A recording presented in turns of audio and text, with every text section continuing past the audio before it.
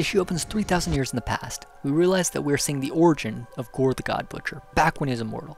His life is simply terrible. As a child, he was forced to run while his mother was killed by a pack of wild animals. The harsh environment of his planet made it impossible for him to provide for his family. His pregnant wife died when a cliff she was standing on collapsed.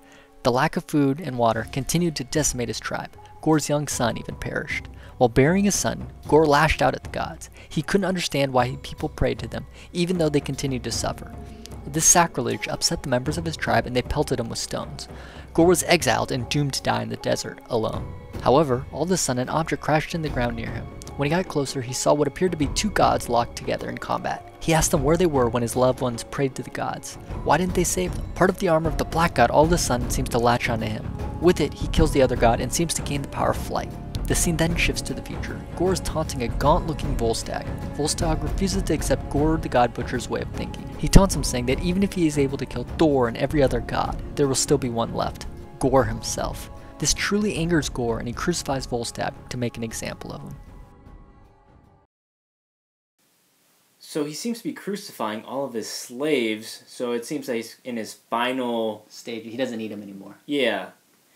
And obviously the question is, what is his actual plan? I think it's still pretty hard to say, but we know the end-all goal is to just kill all gods. Yeah.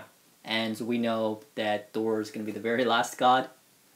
The word God bomb has been thrown around, and obviously a word like that, I guess the only implication is it's just going to be a bomb that either destroys gods or is made of gods.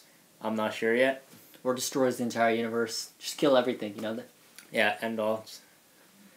His plan does seem to be pretty complicated and convoluted. He travels back in time to the very beginning to steal like a heart of a growing god or young god.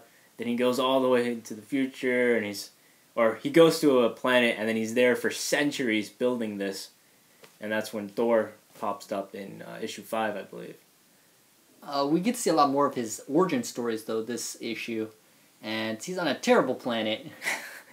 It's probably one of the worst planets around. I mean, the sun doesn't seem to set. They're living in caves. There's no vegetation. People are dying right and left. It's just like, how are they alive? I don't get it.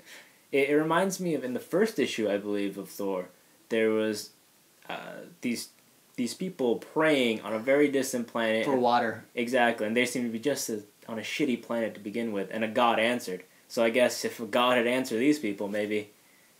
Well, God didn't answer in the first issue. Thor heard their prayer and went, and he said, why aren't the gods answering? Well, Thor answered, though. Thor came, and a god answered, is what I'm saying. We also see how it seems that he got his powers. He sees two gods or higher beings battling, and when they fall and crash into his planet, he goes and he kind of steals the armor of one, or steals like a weapon of one.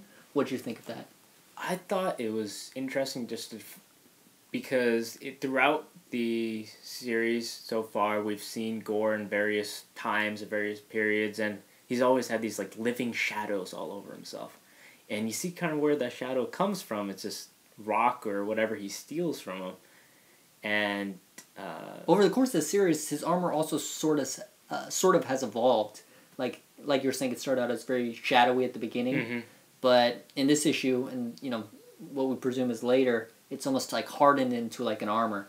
Yeah, it's reminiscent of the symbiote for Venom. Yeah. How it sort of grows more in tune with your body. It sort of takes over, and maybe what we see as Gore at the end isn't really Gore. It's this. Whatever the thing is taking over him. I mean, Volstagg hints at it, saying, you don't know what that really is. And it's very true. Volstagg throws out the idea that Gore is actually going to be the last god once he kills everything. And there's some truth to that, because maybe what he picked up, maybe that is the actual god. The guy that was underneath it wasn't a god. This is the god. So definite possibility. Another thing, you brought up how it was similar to the Venom symbiote. I also kind of thought when he grabs what seems like a dagger from one of the fallen gods, that kind of reminded me a little bit of like Thor having his hammer. And when he has his hammer, he could fly and do stuff like that. Call upon lightning. So similarly, Gore gains power with from his weapon. Yeah. So it's a grade for Thor, God of Thunder, number 6. What would you give it? I'd give it a 4 out of 5. I absolutely love how Gore has developed in these first 6 issues, and we finally got to see an origin story, and I thought it was pretty satisfactory for someone who hates gods. I'd give it a 3 out of 5. It was a decent issue. It was kind of fun to see Volstagg skinny, because that's not something I would expect. Thanks for watching B3 Comics' review of Thor God of Thunder number 6. Before we go, we have a question for you. This issue dealt entirely with the origin story of Gorr. What's your favorite villain origin story in comics?